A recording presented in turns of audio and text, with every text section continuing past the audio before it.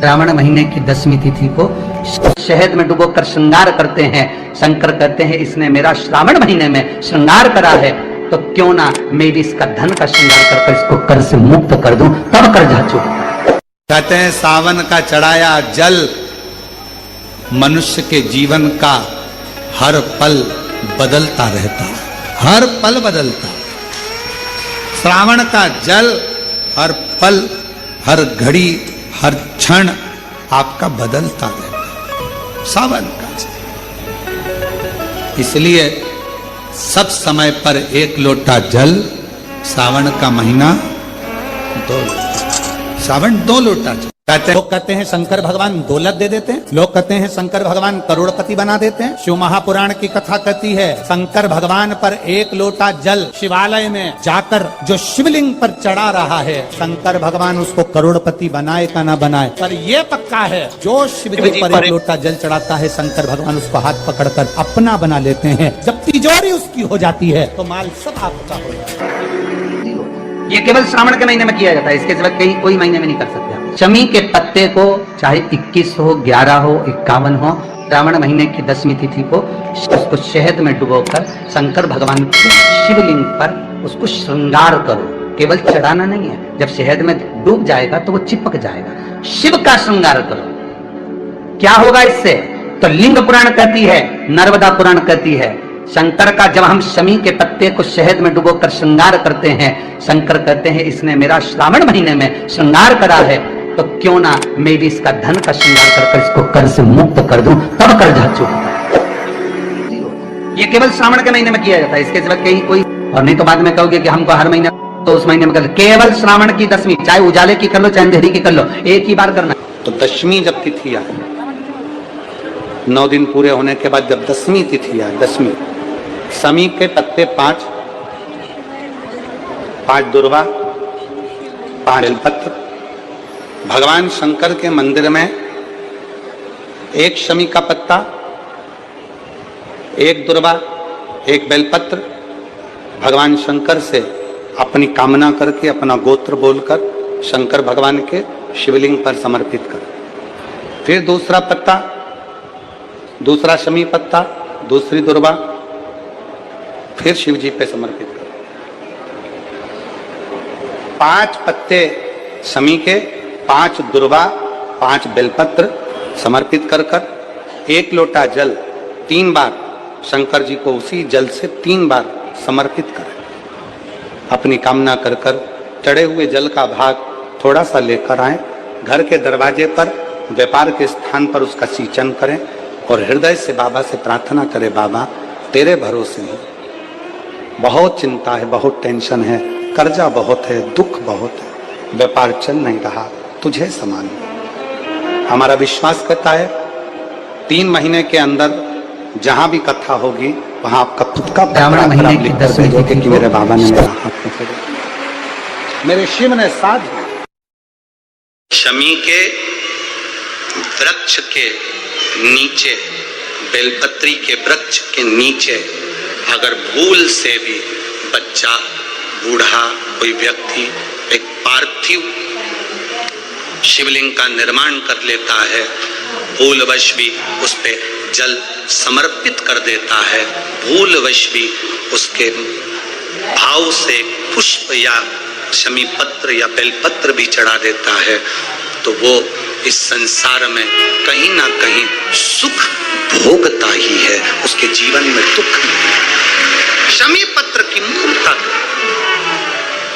शमी पत्र की मूर्ता, शमी का पत्र समर्पित की गई शमी का एक पत्ता, महादेव को अगर एक शमी का पत्ता समर्पित कर दिया जाता है तो जिंदगी में कभी वैभव और धन की कमी नहीं आती।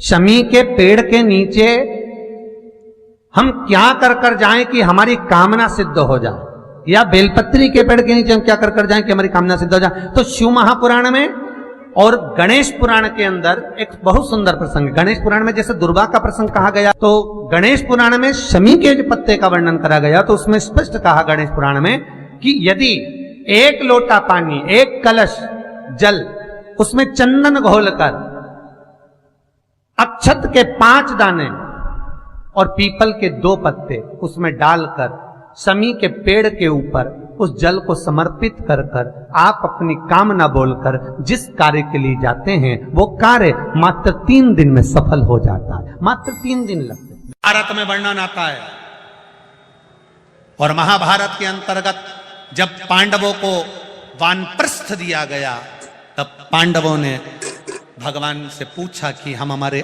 शस्त्र को, हमारे औजारों को, हमारे अस्त्र शस्त्र को कहाँ रखें। तब भगवान कृष्ण ने शमी का पेड़ बता दिया। शमी के वृक्ष के नीचे पांडवों ने अपने अस्त्र शस्त्र उस शमी के पेड़ के नीचे गाड़ दिए।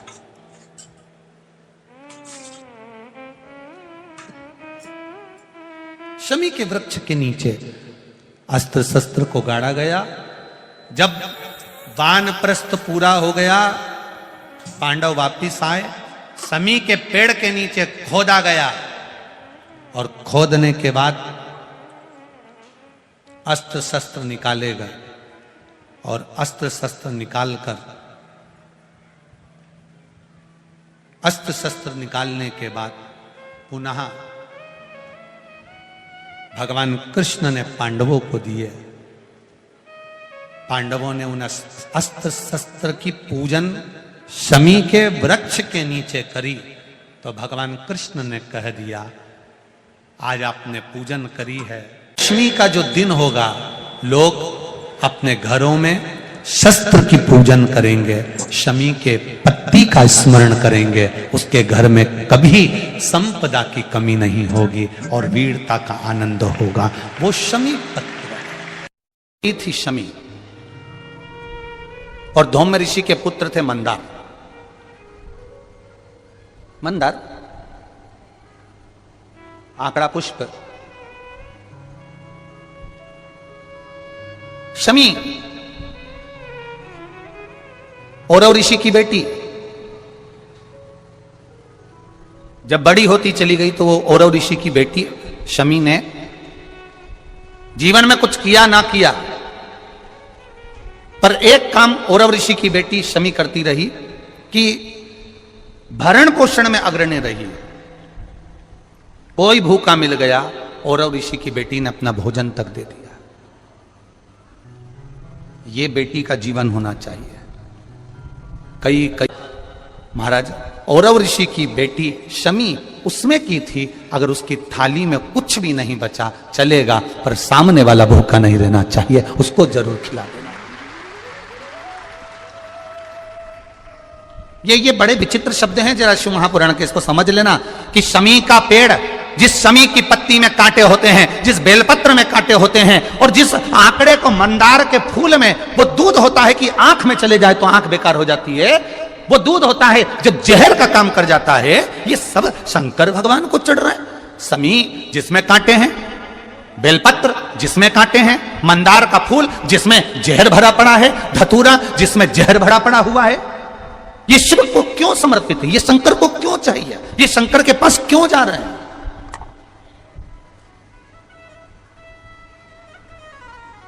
क्यों? उसका एक कारण है, सत्य बोलने वाला हमेशा बुरा होता है, हमेशा बुरा होता है। और वो सत्य बोलने वाला व्यक्ति, शमी कांटों में रमी हुई है, लदी हुई है, पर भाव शुद्ध है, उसका भाव गड़बड़ नहीं हुआ। उस शिव मंदिर में जाकर मात्र शिवलिंग का स्पर्श कर लेना। आप में से कितने लोग हैं जो शंकर जी के मंदिर में जाकर चंदन की 3 उंगलियां शिवलिंग पर घुमाते हो ना, शिवलिंग पर 3 उंगली? तो ये 3 उंगली घुमाने का फल क्या है?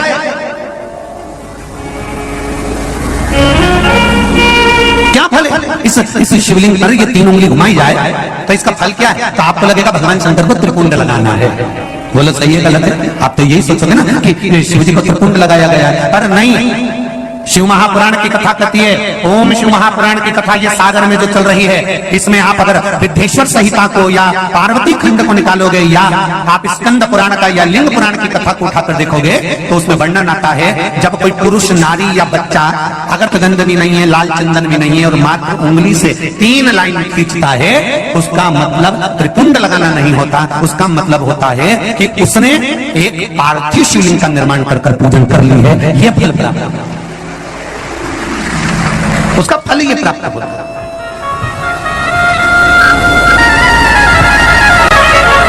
अब आप तो अभी तक सोचते थे कि हमने तो चंदन लगा दिया, हम तो भगवान को चंदन की लाइन खींची, हम भगवान को त्रिपुंड बनाकर आए। त्रिपुंड नहीं, भगवान शंकर को आपने त्रिपुंड लगाया वो अपनी जगह पर है, पर भगवान शंकर को जो आपने 3 लाइन खींची है, हाथ का जो स्पर्श कर कर घुमाया है, इससे पार्थिव शिवलिंग के निर्माण का फल प्राप्त हो जाता है।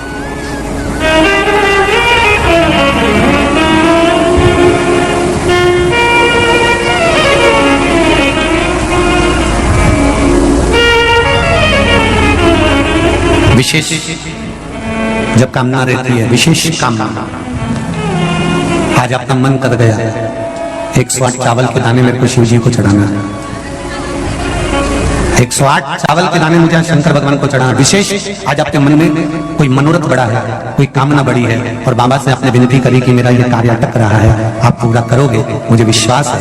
108 चावल के दाने चढ़ाना है। आपने चंदन लगाया, हाथ की हथेली पर 108 चावल के दाने जो घर से गिनकर लेकर गए हो उसको हथेली में रखा, एक चावल का दाना नहीं चढ़ाया, हथेली में रखकर जो विशेष कामना, जैसे किसी कर्मकांडी ब्राह्मण से पूछा जाए, पूजन होने के बाद में विशेष अर्घ दिया जाता है, विशेष अर्घ,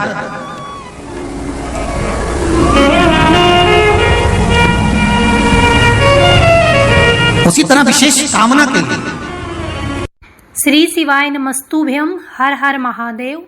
श्रावण मास के 3 अगस्त 10वीं तिथि रविवार को आप सभी को पूज्य गुरुजी द्वारा बताए गए इस वीडियो में उपाय हैं, वो आप सभी को श्रावण मास के इस पवित्र महीने में भगवान भोलेनाथ के मंदिर में जाकर आपको ये सब उपाय करने हैं और उनका भगवान भोलेनाथ से आपको प्रार्थना करनी है।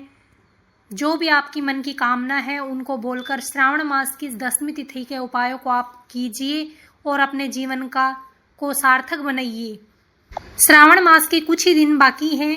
भगवान भोलेनाथ की पूजा अर्चना आराधना आप अवश्य करें। भगवान भोलेनाथ को 2 लोटा जल अवश्य अर्पित करिए और अपने जीवन को सार्थक बनाइए। ये थे आज के पूज्य गुरु जी द्वारा बताए गए उपाय, जो श्रावण मास की 10वीं तिथि के दिन आपको रविवार के दिन आपको करने हैं। अगर वीडियो अच्छी लगी तो like, share and subscribe, comment में श्री शिवाय नमस्तुभ्यम, हर हर महादेव अवश्य लिखना।